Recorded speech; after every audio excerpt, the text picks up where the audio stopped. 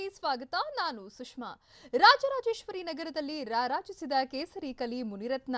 ಶಿರಾ ಕೋಟೆ ಮೇಲೆ ಮೊದಲ ಬಾರಿ ಹಾರಿದ ಕೇಸರಿ ಬಾವುಟ. ಮಿನಿ ಕುರುಕ್ಷೇತ್ರ ಗೆಲ್ತಿದ್ದಂತೆ ಸಚಿವಗಿರಿ ಮೇಲೆ ಕಣ್ಣಿಟ್ಟಿದ್ದು ಹೇಗೆ ಮುನಿರತ್ನ? ಜಿದ್ದಿನ ಹೋರಾಟದಲ್ಲಿ ಬಿಹಾರ ಉಳಿಸಿಕೊಂಡಿದ್ದು ಹೇಗೆ ನಿತೀಶ್ ಕುಮಾರ್? ಇದೆಲ್ಲವನ್ನು ನೋಡೋಣ. ಅಳಿವು ಉಳಿವಿನ ಫೈಟ್ನಲ್ಲಿ ಗೆದ್ದಿದ್ದು ಯಾರು? ಸೋತು ಮನೆ ಸೇರಿದ್ದು ಯಾರು?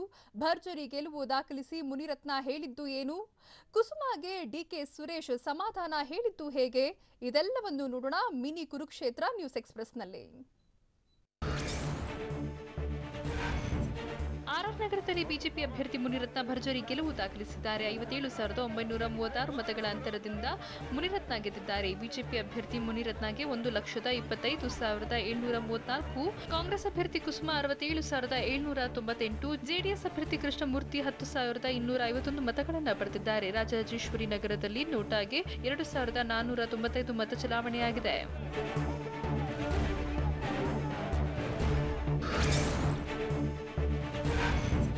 ಭರ್ಜರಿ ಗೆಲುವು ದಾಖಲಿಸಿದ ಬಳಿಕ ಮಾತನಾಡಿದ ಬಿಜೆಪಿ ಅಭ್ಯರ್ಥಿ ಮುನಿರತ್ನ, 58,000 ಮತಗಳ ಅಂತರದಿಂದ ನನಗೆ ಗೆಲುವು ಸಿಕ್ಕಿದ್ದು. ಈ ಗೆಲುವು ಮತದಾರರ ಪಾದಗಳಿಗೆ ಸಲ್ಲಬೇಕು ಅಂತ ಹೇಳಿದ್ರು. ಅಲ್ಲದೆ ನನ್ನನ್ನ ಗೆಲ್ಲಿಸಿದ ಜನಕ್ಕೆ ಎಂದೆಂದಿಗೂ ಚಿರಋಣಿ ಅಂತ ಮುನಿರತ್ನ ಹೇಳಿದ್ರು.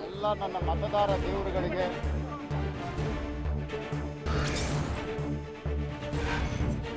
ಮೊದಲ ಚುನಾವಣೆಯಲ್ಲಿ ರಾಜರಾಜೇಶ್ವರಿ ನಗರದ ಕಾಂಗ್ರೆಸ್ ಅಭ್ಯರ್ಥಿ ಕುಸುಮಾ ಮುಖಭಂಗ ಅನುಭವಿಸಿದ್ದಾರೆ. ಬಿಜೆಪಿಯ ಮುನಿರತ್ನಗೆ ತೀವ್ರ ಪೈಪೋಟಿ ನೀಡಿದ್ರು. ಅಂತಿಮವಾಗಿ ಗೆಲುವು ದಾಖಲಿಸುವಲ್ಲಿ ಕುಸುಮಾ ವಿಫಲರಾಗಿದ್ದಾರೆ. ಮತ ಎಣಿಕೆಯಲ್ಲಿ 2ನೇ ಸ್ಥಾನಕ್ಕಷ್ಟೇ ಕುಸುಮಾ ತೃಪ್ತಿಪಟ್ಟಿದ್ದಾರೆ.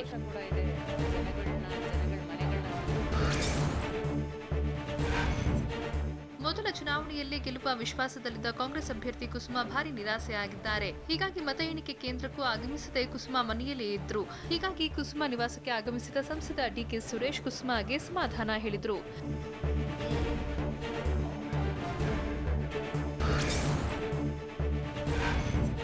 ರಾಜರಾಜೇಶ್ವರಿ ನಗರದಲ್ಲಿ ಬಿಜೆಪಿ ಕಾರ್ಯಕರ್ತರ ಸಂಭ್ರಮ ಮುಗಿಲು ಮುಟ್ಟಿದೆ. ಮತ ಎಣಿಕೆ ಕೇಂದ್ರಕ್ಕೆ ಬಿಜೆಪಿ ಅಭ್ಯರ್ಥಿ ಮುನಿರತ್ನ ನಾಯ್ಡು ಆಗಮಿಸುತ್ತಿದ್ದಂತೆ ಬಿಜೆಪಿ ಕಾರ್ಯಕರ್ತರು ಘೋಷಣೆ ಕೂಗಿ ಸಂಭ್ರಮಿಸಿದ್ರು. ಇದೇ ವೇಳೆ ಕೇಕ್ ಕತ್ತರಿಸಿ ಮುನಿರತ್ನ ಸಂತಸ ವ್ಯಕ್ತಪಡಿಸಿದರು.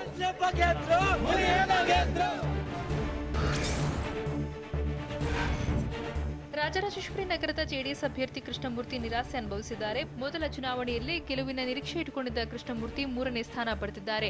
ಬಿಜೆಪಿ ಅಭ್ಯರ್ಥಿ ಮುನಿರತ್ನ ಅವರ ವರ್ಚಸ್ಸಿನ ಮುಂದೆ ಮಂಡಿಯೂರಿದ ಕೃಷ್ಣಮೂರ್ತಿ ಗೆಲುವು ದಾಖಲಿಸುವಲ್ಲಿ ವಿಫಲರಾಗಿದ್ದಾರೆ.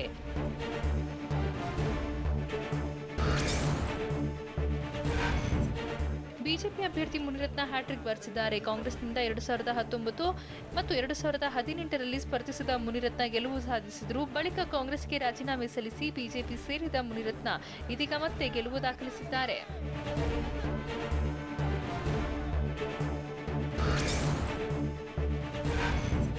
ಕೆಪಿಸಿಸಿ ಅಧ್ಯಕ್ಷ ಡಿಕೆ ಶಿವಕುಮಾರ್ಗೆ ಭಾರಿ ನಿರಾಸೆ ಆಗಿದೆ. ಡಿಕೆಶಿ ರಾಜ್ಯ ಕಾಂಗ್ರೆಸ್ ಅಧ್ಯಕ್ಷರಾಗಿದ್ದ ಬಳಿಕ ಮೊದಲ ಚುನಾವಣೆ ಇದಾಗಿದ್ದು ಗೆಲ್ಲಲೇಬೇಕು ಅಂತ ಅಬ್ಬರದ ಪ್ರಚಾರ ನಡೆಸಿದ್ರು. ಅಲ್ಲದೆ ಕ್ಷೇತ್ರದಲ್ಲಿ ನಿರ್ಣಾಯಕವಾಗಿದ್ದ ಒಕ್ಕಲಿಗ ವೋಟ್ ಬ್ಯಾಂಕ್ ಸೆಳೆಯೋಕೆ ತಂತ್ರ ರೂಪಿಸಿದ್ರು. ಹೀಗಿದ್ರೂ ಮತದಾರರು ಮುನಿರತ್ನ ಕೈ ಹಿಡಿದಿದ್ದಾರೆ.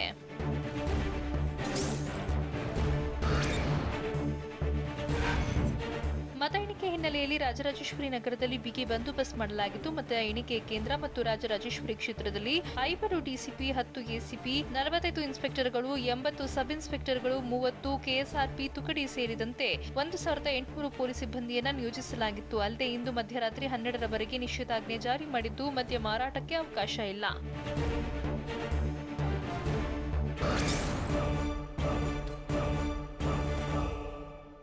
ಶಿರಾ ಕೋಟೆ ಮೇಲೆ ಅರಳಿದ್ದು ಹೇಗೆ ಕಮಲ? ಬಿಜೆಪಿ ಕಾರ್ಯಕರ್ತರ ಸಂಭ್ರಮ ಹೇಗಿತ್ತು? ಬೈ ಎಲೆಕ್ಷನ್ ಗೆಲುವಿನ ಬಗ್ಗೆ ವಿಜಯೇಂದ್ರ ಹೇಳಿದ್ದು ಏನು? ಇದೆಲ್ಲವನ್ನು ನೋಡೋಣ ಶಿರಾ ಶಿಕಾರಿ ನ್ಯೂಸ್ ಎಕ್ಸ್‌ಪ್ರೆಸ್‌ನಲ್ಲಿ. ತುಮಕೂರಿನ ಶಿರಾದಲ್ಲಿ ಮೊದಲ ಬಾರಿ ಕಮಲ ಅರಳಿದೆ. ಬೈ ಎಲೆಕ್ಷನ್ ಫಲಿತಾಂಶದಲ್ಲಿ ಬಿಜೆಪಿಯ ರಾಜೇಶ್ ಗೌಡ ಗೆಲುವು ಸಾಧಿಸಿದ್ದಾರೆ. ಮೊದಲ ಸುತ್ತಿನ ಮತ ಎಣಿಕೆಯಲ್ಲೇ ಮುನ್ನಡೆ ಸಾಧಿಸಿದ ರಾಜೇಶ್ ಗೌಡ ಅಂತಿಮವಾಗಿ ಗೆಲುವು ಸಾಧಿಸುವಲ್ಲಿ ಸಕ್ಸಸ್ ಆಗಿದ್ದಾರೆ.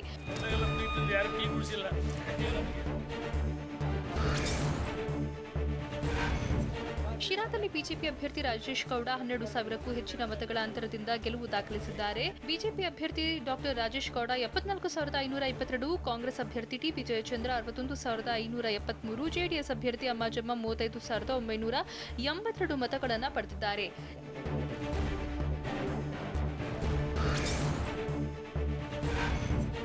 ಸಿರಾದಲ್ಲಿ ಜೆಡಿಎಸ್ ಮುಖಭಂಗ ಅನುಭವಿಸಿದೆ. ಅನುಕಂಪದ ಅಲೆಯಲ್ಲೂ ಗೆಲುವು ಸಾಧಿಸುವಲ್ಲಿ ಅಮ್ಮಾಜಮ್ಮ ವಿಫಲರಾಗಿದ್ದಾರೆ. ಸತ್ಯನಾರಾಯಣ ಅವರ ಅಕಾಲಿಕ ನಿಧನದಿಂದ ತೆರವಾಗಿದ್ದ ಕ್ಷೇತ್ರದಲ್ಲಿ ಅನುಕಂಪದ ಅಲೆಯಲ್ಲಿ ಗೆಲುವು ಸಾಧಿಸೋಕೆ ಸತ್ಯನಾರಾಯಣ ಅವರ ಪತ್ನಿ ಅಮ್ಮಾಜಮ್ಮ ಅವರನ್ನ ಅಭ್ಯರ್ಥಿಯನ್ನಾಗಿ ಮಾಡಲಾಗಿತ್ತು. ಹೀಗಿದ್ರೂ ವಿಜಯ ಪತಾಕೆ ಹಾರಿಸುವಲ್ಲಿ ಅಮ್ಮಾಜಮ್ಮ ವಿಫಲರಾಗಿದ್ದಾರೆ.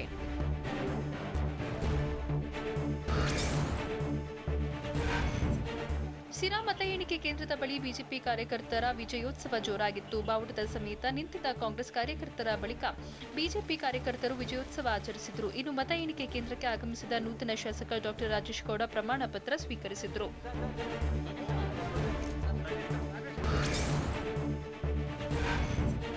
ದೊಡ್ಡ ಸವಾಲನ್ನು ಒಗ್ಗಟ್ಟಾಗಿ ಸ್ವೀಕರಿಸಿ ಗೆಲುವು ಸಾಧಿಸಿದ್ದೇವೆ ಅಂತ ಸಿಎಂ ಬಿಎಸ್ವೈ ಪುತ್ರ ವಿಜಯೇಂದ್ರ ಹೇಳಿದರು. ತುಮಕೂರಿನಲ್ಲಿ ಮಾತನಾಡಿದ ಅವರು ಬಿಜೆಪಿಯ ಎಲ್ಲ ಮುಖಂಡರ ಸಂಘಟಿತ ಹೋರಾಟಕ್ಕೆ ಜಯ ಸಿಕ್ಕಿದ್ದು, ಶಿರಾ ಕ್ಷೇತ್ರದ ಸಮಸ್ಯೆಗಳನ್ನು ಅರ್ಥ ಮಾಡಿಕೊಂಡು ಸಿಎಂ ನೀಡಿರುವ ಎಲ್ಲ ಭರವಸೆಗಳನ್ನು ಈಡೇರಿಸ್ತೀವಿ ಅಂತ ಹೇಳಿದರು.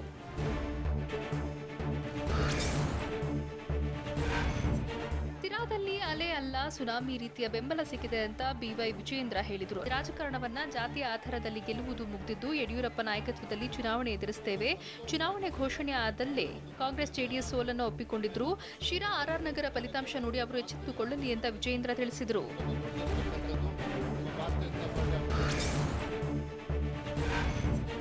ಉಪಚುನಾವಣೆಯಲ್ಲಿ ಬಿಜೆಪಿ ಜಯಭೇರಿ ಸಾಧಿಸಿದ್ದು, ದಾವಣಗೆರೆಯಲ್ಲೂ ವಿಜಯೋತ್ಸವ ಆಚರಿಸಲಾಯಿತು. ಜಿಲ್ಲಾ ಬಿಜೆಪಿ ಕಚೇರಿಯಲ್ಲಿ ಕಾರ್ಯಕರ್ತರು ಸಿಎಂ ಯಡಿಯೂರಪ್ಪ, ಪ್ರಧಾನಿ ಮೋದಿಗೆ ಜೈಕಾರ ಹಾಕಿದ್ರು. ಅಲ್ಲದೆ ಸಿಹಿ ತಿನ್ನಿಸುವ ಮೂಲಕ ಸಂಭ್ರಮಿಸಿದ್ರು.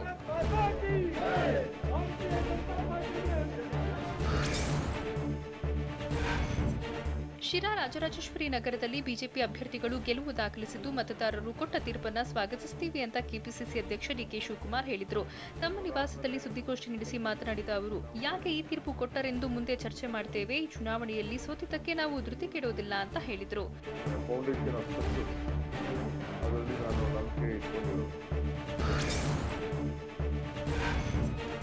ಶಿರಾದಲ್ಲಿ ಬಿಜೆಪಿ ಗೆಲುವಿಗೆ ಮಾದಲೂರು ಕೆರೆ ಪ್ರಮುಖ ಪಾತ್ರ ವಹಿಸಿದೆ. ಚುನಾವಣೆಯಲ್ಲಿ ಗೆದ್ದರೆ ಕೆರೆ ತುಂಬಿಸುವುದಾಗಿ ಸಿಎಂ ಬಿಎಸ್ ಯಡಿಯೂರಪ್ಪ ಘೋಷಣೆ ಮಾಡಿದ್ರು. ಅಲ್ಲದೆ ಮಾದಲೂರು ಕೆರೆ ಬಳಿಯೇ ಸಮಾವೇಶ ಮಾಡಿದ್ರು. ಇದೀಗ ಬೈ ಎಲೆಕ್ಷನ್ನಲ್ಲಿ ಬಿಜೆಪಿಯ ರಾಜೇಶ್ ಗೌಡ ಗೆಲುವು ಸಾಧಿಸಿದ್ದು, ಮಾದಲೂರು ಕೆರೆ ತುಂಬುತ್ತಾ ಅನ್ನೋದನ್ನ ಕಾದು ನೋಡಬೇಕು.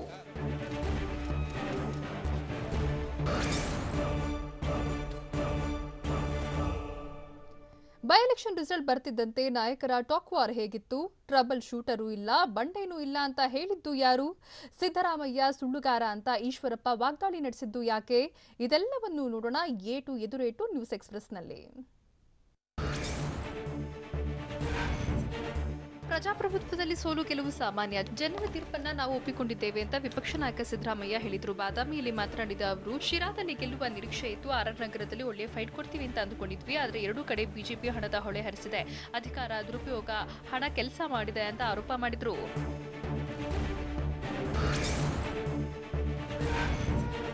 ಕಾಂಗ್ರೆಸ್ ಭದ್ರಕೋಟೆಯನ್ನ ಬಿಜೆಪಿ ಕಾರ್ಯಕರ್ತರು ಹೊಡೆದಿದ್ದಾರೆ ಅಂತ ಬಿಜೆಪಿ ರಾಜ್ಯಾಧ್ಯಕ್ಷ ನಳಿನ್ ಕುಮಾರ್ ಕಟೀಲು ಹೇಳಿದರು. ಮಂಗಳೂರಿನಲ್ಲಿ ಮಾತನಾಡಿದ ಅವರು, ಜನರು ಕಾಂಗ್ರೆಸ್ ಅನ್ನ ತಿರಸ್ಕಾರ ಮಾಡಿದ್ದಾರೆ ಅನ್ನೋದಕ್ಕೆ ಇದು ಉತ್ತರ. ಕಾಂಗ್ರೆಸ್ ಜಾತಿ ರಾಜಕಾರಣ ಎತ್ತಿಕಟ್ಟುವ ಕೆಲಸ ಮಾಡಿದ್ರು, ಗೂಂಡಾಗಿರಿ ರಾಜಕಾರಣ ಪ್ರಯೋಗ ಮಾಡಿದ್ರು. ಆದರೆ ಅಭಿವೃದ್ಧಿಯ ಮುಂದೆ ಯಾವುದೇ ಜಾತಿ ಇಲ್ಲ ಅಂತ ಗೊತ್ತಾಗಿದೆ ಅಂತ ಕಟೀಲು ತಿಳಿಸಿದರು.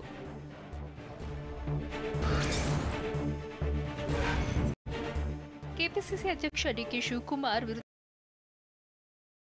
ಬಿಜೆಪಿ ರಾಜ್ಯಾಧ್ಯಕ್ಷ ನಳಿನ್ ಕುಮಾರ್ ಕಟೀಲು ವ್ಯಂಗ್ಯವಾಡಿದ್ರು. ಕಾಂಗ್ರೆಸ್ ಅಧ್ಯಕ್ಷರು ಪ್ರಚಾರ ಮಾಡಿದ್ರು, ಬಂಡೆ ಕಲ್ಲು ಟ್ರಬಲ್ ಶೂಟರ್ ಅಂತ ತೋರಿಸ್ತಾ ಇದ್ರು. ಆದರೆ ಜನರ ಎದುರು ಯಾವ ಟ್ರಬಲ್ ಶೂಟರ್, ಯಾವ ಬಂಡೆಯೂ ಇಲ್ಲ. ಯಾರು ಬಂಡೆ, ಯಾರು ಟ್ರಬಲ್ ಶೂಟರ್ ಅನ್ನೋದು ಇವತ್ತು ಗೊತ್ತಾಗಿದೆ ಅಂತ ಕಟೀಲು ಹೇಳಿದ್ರು.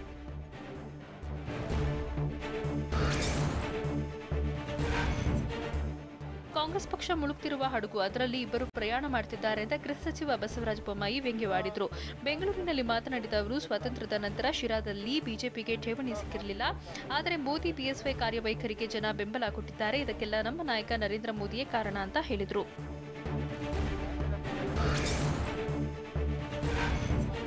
ನಮ್ಮ ಕೆಲಸಕ್ಕೆ ಜನರು ಮನ್ನಣೆ ಕೊಟ್ಟಿದ್ದು ವಿಪಕ್ಷದವರ ಮಾತು ಹಸಿ ಸುಳ್ಳು ಅನ್ನೋದು ಸ್ಪಷ್ಟವಾಗಿದೆ ಅಂತ ಗೃಹ ಸಚಿವ ಬಸವರಾಜ ಬೊಮ್ಮಾಯಿ ಹೇಳಿದ್ರು. ಸಿಎಂ ಬಿಎಸ್ವೈ ಖದರ್ ಏನು ಅನ್ನೋದು ಸಾಬೀತಾಗಿದೆ. ರಾಜಾಹುಲಿ ರಿಯಲ್ ರಾಜಾಹುಲಿ ಅನ್ನೋದನ್ನ ತೋರಿಸಿದೆ. ಯಾರು ಸಿಎಂ ಬಿಎಸ್ವೈ ಬೀಟ್ ಮಾಡೋಕ್ಕಾಗಲ್ಲ ಅಂತ ಬೊಮ್ಮಾಯಿ ಹೇಳಿದ್ರು.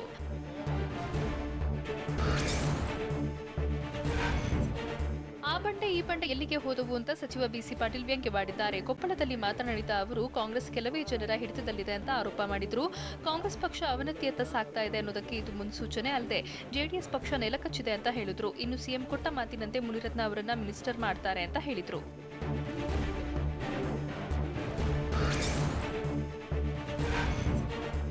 ಬೆಂಗಳೂರು ನಗರದಲ್ಲಿ ಬಿಜೆಪಿ ಹಿಡಿತ ಹೆಚ್ಚಾಗಿದ್ದು ಬೆಂಗಳೂರಿನಲ್ಲಿ ಬಿಜೆಪಿ ಎದುರಿಸುವುದಕ್ಕೆ ಯಾವ ಪಕ್ಷದಿಂದಲೂ ಆಗಲ್ಲ ಅಂತ ಕಂದಾಯ ಸಚಿವ ಆರ್ ಅಶೋಕ್ ಹೇಳಿದರು.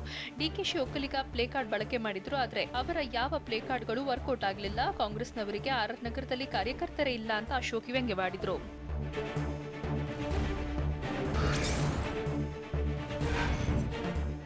ಸಿದ್ದರಾಮಯ್ಯ ಬಿಜೆಪಿ ಜೊತೆ ಕೈಜೋಡಿಸೋಕೆ ಮುಂದಾಗಿರುವ ಬಗ್ಗೆ ಗುಮಾನಿ ಇದೆ ಅಂತ ಮೈಸೂರಿನಲ್ಲಿ ಸಂಸದ ಪ್ರತಾಪ್ ಸಿಂಹ ಅನುಮಾನ ವ್ಯಕ್ತಪಡಿಸಿದ್ರು. ಸಿದ್ದರಾಮಯ್ಯ ಬಹುಶಃ ನಮ್ಮ ಕೇಂದ್ರದ ನಾಯಕರ ಸಂಪರ್ಕ ಸಾಧಿಸಿರಬಹುದು, ಕಾಂಗ್ರೆಸ್ನಲ್ಲಿ ಉಳಿಗಾಲ ಇಲ್ಲ ಅಂತ ಬಿಜೆಪಿ ಜೊತೆ ಕೈಜೋಡಿಸೋಕೆ ಮುಂದಾಗಿರಬಹುದು ಅಂತ ವ್ಯಂಗ್ಯವಾಡಿದ್ರು.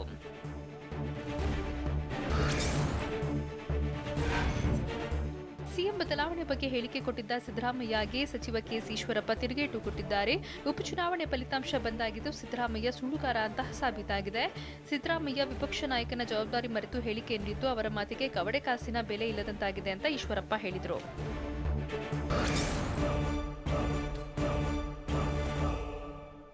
ಬಿಹಾರದಲ್ಲಿ ಎಕ್ಸಿಟ್ ಪೋಲ್ ಭವಿಷ್ಯವೆಲ್ಲ ಸುಳ್ಳಾಗುತ್ತಾ? ಜೆಡಿಯುಗಿಂತ ಬಿಜೆಪಿ ಮೇಲುಗೈ ಸಾಧಿಸಿದ್ದು ಹೇಗೆ? ಮತ್ತೋರ್ವ ಸ್ಟಾರ್ ನಟಿ ಬಿಜೆಪಿ ಸೇರ್ತಾರಾ? ಇದೆಲ್ಲವನ್ನು ನೋಡೋಣ ನ್ಯಾಷನಲ್ ನ್ಯೂಸ್ ಎಕ್ಸ್‌ಪ್ರೆಸ್‌ನಲ್ಲಿ. ಬಿಹಾರ ವಿಧಾನಸಭಾ ಚುನಾವಣಾ ಫಲಿತಾಂಶದಲ್ಲಿ ಎನ್ಡಿಎ ಹಾಗೂ ಮಹಾಗಠಬಂಧನ್ ನಡುವೆ ನೆಕ್ ಟು ನೆಕ್ ಫೈಟ್ ನಡೀತಾ ಇದೆ. 243 ವಿಧಾನಸಭಾ ಕ್ಷೇತ್ರಗಳ ಪೈಕಿ ಎನ್ಡಿಎ 125ಕ್ಕೂ ಹೆಚ್ಚಿನ ಕ್ಷೇತ್ರಗಳಲ್ಲಿ ಮುನ್ನಡೆ ಸಾಧಿಸಿದರೆ ಮಹಾಗಠಬಂಧನ್ 105 ಕ್ಷೇತ್ರಗಳಲ್ಲಿ ಮುಂದಿದೆ. ಉಳಿದಂತೆ ಇತರರು 10ಕ್ಕೂ ಹೆಚ್ಚು ಸ್ಥಾನಗಳಲ್ಲಿನ ಗೆಲುವಿನ ಸನಿಹದಲ್ಲಿದ್ದಾರೆ.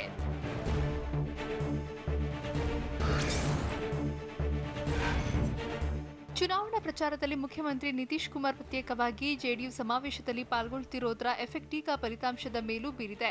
ಬಿಹಾರ ಎನ್ಡಿಎ ಮೈತ್ರಿಕೂಟದಲ್ಲಿ ಬಿಜೆಪಿ ಹೆಚ್ಚಿನ ಸ್ಥಾನಗಳಲ್ಲಿ ಮುನ್ನಡೆ ಸಾಧಿಸಿದೆ. ಒಟ್ಟು 125 ಸ್ಥಾನಗಳ ಪೈಕಿ ಬಿಜೆಪಿ 70, ಜೆಡಿಯು 48, ವಿಐಪಿ 6 ಹಾಗೂ ಎಚ್ಎಂ 1 ಕ್ಷೇತ್ರಗಳಲ್ಲಿ ಮುನ್ನಡೆಯಲ್ಲಿವೆ. ಮಹಾಗಠಬಂಧನ್ನಲ್ಲಿ ಆರ್ಜೆಡಿ ಸಿಂಹಪಾಲು ಮುನ್ನಡೆ ಸಾಧಿಸಿದೆ. ಘಟಬಂಧನ್ ಒಟ್ಟು 101 ಕ್ಷೇತ್ರಗಳಲ್ಲಿ ಮುನ್ನಡೆಯಲ್ಲಿದ್ದು ರಾಷ್ಟ್ರೀಯ ಜನತಾದಳ 62, ಕಾಂಗ್ರೆಸ್ 20, ಎಡಪಕ್ಷಗಳು 19 ಕ್ಷೇತ್ರಗಳಲ್ಲಿ ಗೆಲುವಿನ ಸನಿಹದಲ್ಲಿದೆ. ಇನ್ನು ಮಹಾಗಠಬಂಧನ್ನ ಮುಖ್ಯಮಂತ್ರಿ ಅಭ್ಯರ್ಥಿ ತೇಜಸ್ವಿ ಯಾದವ್ ಗೆಲುವು ಸಾಧಿಸಿದ್ದು ಅಧಿಕೃತ ಘೋಷಣೆಯೊಂದೇ ಬಾಕಿ ಇದೆ. ರಾಘೋಪುರ್ನಲ್ಲಿ ತೇಜಸ್ವಿ ಯಾದವ್ ಸ್ಪರ್ಧಿಸಿದ್ದು ಭರ್ಜರಿ ಮುನ್ನಡೆ ಸಾಧಿಸಿದ್ದಾರೆ.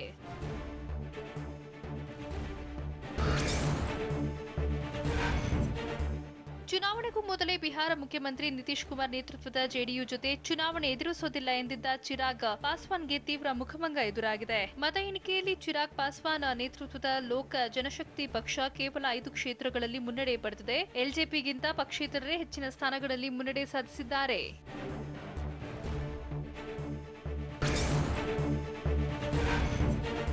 ಬಿಹಾರ ಚುನಾವಣೆಯಲ್ಲಿ ಮಹಾಗಠಬಂಧನ್ ಗೆಲುವು ಸಾಧಿಸಲಿದೆ ಅಂತ ಬಹುತೇಕ ಚುನಾವಣೋತ್ತರ ಸಮೀಕ್ಷೆಗಳು ಹೇಳಿದ್ವು. ಆದರೆ ಆ ಸಮೀಕ್ಷೆಗಳೆಲ್ಲ ಉಲ್ಟಾ ಆಗೋ ಸಾಧ್ಯತೆ ಇದೆ. ಮತ ಎಣಿಕೆಯಲ್ಲಿ ಸಿಎಂ ನಿತೀಶ್ ಕುಮಾರ್ ನೇತೃತ್ವದ ಎನ್ಡಿಎ ಮುನ್ನಡೆ ಸಾಧಿಸಿದ್ದು ಅಧಿಕಾರದ ಚುಕ್ಕಾಣಿ ಹಿಡಿಯುವ ಸಾಧ್ಯತೆ ಇದೆ.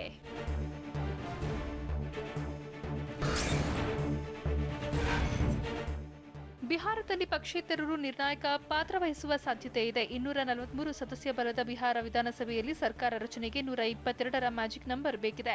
ಆದರೆ ಎನ್ಡಿಎ ಹಾಗೂ ಮಹಾಗಠಬಂಧನ್ ನಡುವೆ ನೇರ ಫೈಟ್ ನಡೀತಿದ್ದು ಬಹುಮತ ಸಿಗದಿದ್ದರೆ ಪಕ್ಷೇತರರೇ ಕಿಂಗ್ ಮೇಕರ್ಗಳಾಗಲಿದ್ದಾರೆ.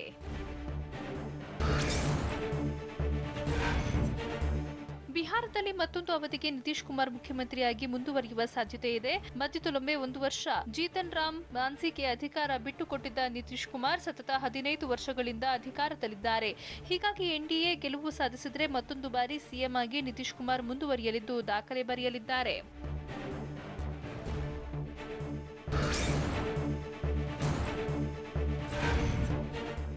ನಟಿ ಖುಷ್ಬು ಬಳಿಕ ದಕ್ಷಿಣ ಭಾರತದ ಖ್ಯಾತ ನಟಿ ಎಂ ವಿಜಯಶಾಂತಿ ಕೂಡ ಕಾಂಗ್ರೆಸ್ ತೊರೆದು ಬಿಜೆಪಿ ಸೇರುವ ಸಾಧ್ಯತೆ ಇದೆ. ತೆಲಂಗಾಣ ಉಪಚುನಾವಣೆ ಫಲಿತಾಂಶದ ಬಳಿಕ ವಿಜಯಶಾಂತಿ ತಮ್ಮ ನಿರ್ಧಾರ ಪ್ರಕಟಿಸಲಿದ್ದಾರೆ ಅಂತ ಹೇಳಲಾಗಿದೆ. ಆರಂಭದಲ್ಲಿ ಬಿಜೆಪಿಯಿಂದಲೇ ರಾಜಕೀಯ ಪ್ರಾರಂಭಿಸಿದ ವಿಜಯಶಾಂತಿ ಮೇದಕ್ ಎಂಪಿಯಾಗಿ ಆಯ್ಕೆಯಾಗಿದ್ರು.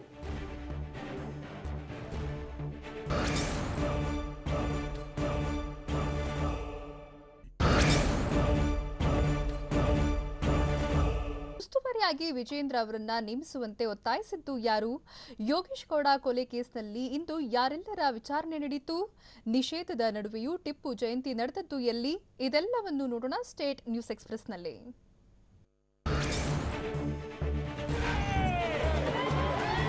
ಮಸ್ಕಿ ವಿಧಾನಸಭಾ ಕ್ಷೇತ್ರದ ಉಪಚುನಾವಣೆಗೆ ಬಿಜೆಪಿ ಉಸ್ತುವಾರಿಯಾಗಿ ವಿಜೇಂದ್ರ ಅವರನ್ನ ನೇಮಕ ಮಾಡುವಂತೆ ಸಿಎಂ ಯಡಿಯೂರಪ್ಪಗೆ ಪ್ರತಾಪ್ಗೌಡ ಪಾಟೀಲ್ ಮನವಿ ಮಾಡಿದ್ದಾರೆ. ನಿಯೋಗದ ಮೂಲಕ ಬಂದು ಮಸ್ಕಿ ಕ್ಷೇತ್ರದ ಬಿಜೆಪಿ ಟಿಕೆಟ್ ಆಕಾಂಕ್ಷಿ ಪ್ರತಾಪ್ಗೌಡ ಮನವಿ ಸಲ್ಲಿಸಿದ್ರು. ಬಿಜೆಪಿ ರಾಜ್ಯಾಧ್ಯಕ್ಷ ನಳಿನ್ ಕುಮಾರ್ ಕಟೀಲ್ ಜೊತೆ ಚರ್ಚಿಸಿ ನಿರ್ಧರಿಸುತ್ತೇವೆ ಅಂತ ಸಿಎಂ ಭರವಸೆ ಕೊಟ್ಟಿದ್ದಾರೆ.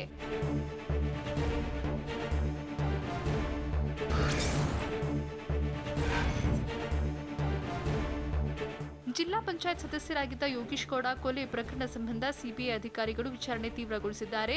ಉಪನಗರ ಠಾಣೆಯಲ್ಲಿ ಹತ್ಯೆಯ ಪ್ರಮುಖ ಆರೋಪಿ ಬಸವರಾಜ ಮುತ್ತಗಿಯನ್ನ ಅಧಿಕಾರಿಗಳು ವಿಚಾರಣೆಗೆ ಒಳಪಡಿಸಿದ್ರು. ಇನ್ನು ವಿನಯ್ ಕುಲಕರ್ಣಿ ಸಚಿವರಾಗಿದ್ದಾಗ ಆಪ್ತ ಕಾರ್ಯದರ್ಶಿಯಾಗಿದ್ದ ನ್ಯಾಮಗೌಡರ ಆಪ್ತ ದಿಲೀಪ್ನನ್ನ ಅಧಿಕಾರಿಗಳು ಡ್ರಿಲ್ ಮಾಡಿದ್ರು.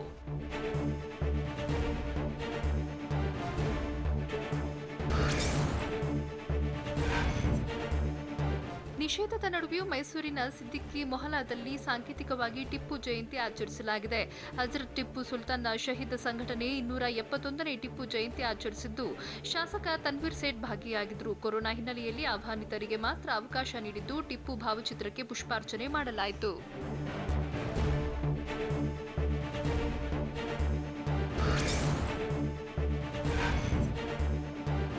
ಬೆಂಗಳೂರಿನ ಹೊಸಗುಡ್ಡದಹಳ್ಳಿಯಲ್ಲಿ ಭಾರೀ ಅಗ್ನಿ ಅನಾಹುತ ಸಂಭವಿಸಿದೆ. ಸ್ಯಾನಿಟೈಸರ್, ಪೇಂಟ್ ಥಿನ್ನರ್ ತಯಾರಿಕೆಯ ಫ್ಯಾಕ್ಟರಿಗೆ ಬೆಂಕಿ ಬಿದ್ದಿದ್ದು, ಕಾರ್ಖಾನೆ ಹೊತ್ತಿ ಉರಿದಿದೆ. ಸ್ಥಳಕ್ಕೆ ದೌಡಾಯಿಸಿದ 9 ಅಗ್ನಿಶಾಮಕ ವಾಹನಗಳು ಬೆಂಕಿ ನಂದಿಸಿವೆ. ಇನ್ನು ಫ್ಯಾಕ್ಟರಿಗೆ ಬೆಂಕಿ ಬೀಳ್ತಿದ್ದಂತೆ ಮಾಲೀಕ ನಾಪತ್ತೆಯಾಗಿದ್ದು, ಅಕ್ಕಪಕ್ಕದ ಮನೆಗಳಿಗೂ ಬೆಂಕಿ ವ್ಯಾಪಿಸಿದೆ.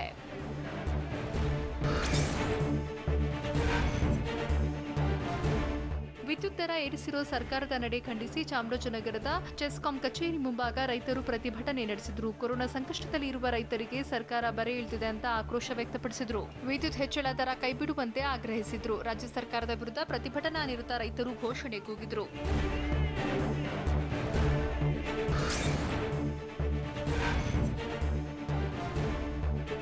ಬೆಂಗಳೂರು ಸಿಸಿಬಿ ಪೊಲೀಸರು ಹವಾಲಾ ದಂಧೆಯಲ್ಲಿ ತೊಡಗಿದ್ದ ಪಂಕಜ್ ಪಟೇಲ್ ಎಂಬಾತನನ್ನ ಬಂಧಿಸಿದ್ದಾರೆ. ಕಬ್ಬನ್ಪೇಟೆಯಲ್ಲಿನ ಮನೆಯಲ್ಲಿ ಲಕ್ಷಾಂತರ ರೂಪಾಯಿ ಇಟ್ಟುಕೊಂಡಿದ್ದ ಪಂಕಜ್ ಹವಾಲಾ ಮೂಲಕ ಬೇರೆಯವರಿಗೆ ಹಣ ವರ್ಗಾಯಿಸುತ್ತಿದ್ದ. ಖಚಿತ ಮಾಹಿತಿ ಮೇರೆಗೆ ದಾಳಿ ನಡೆಸಿದ ಪೊಲೀಸರು 28 ಲಕ್ಷ 2 ಮೊಬೈಲ್ ಜಪ್ತಿ ಮಾಡಿದ್ದಾರೆ.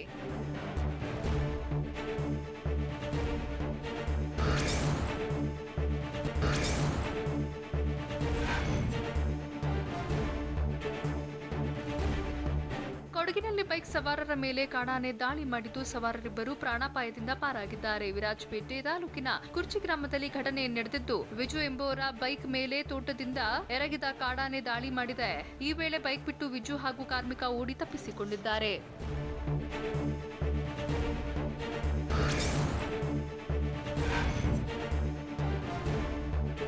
ದೀಪಾವಳಿಗೆ ಪ್ರಯಾಣಿಕರಿಗೆ ಕೆಎಸ್ಆರ್ಟಿಸಿ ಸಿಹಿ ಸುದ್ದಿ ನೀಡಿದ್ದು, ಹಬ್ಬಕ್ಕೆ ಹೆಚ್ಚುವರಿ 1000 ಬಸ್ ಬಿಟ್ಟಿದೆ.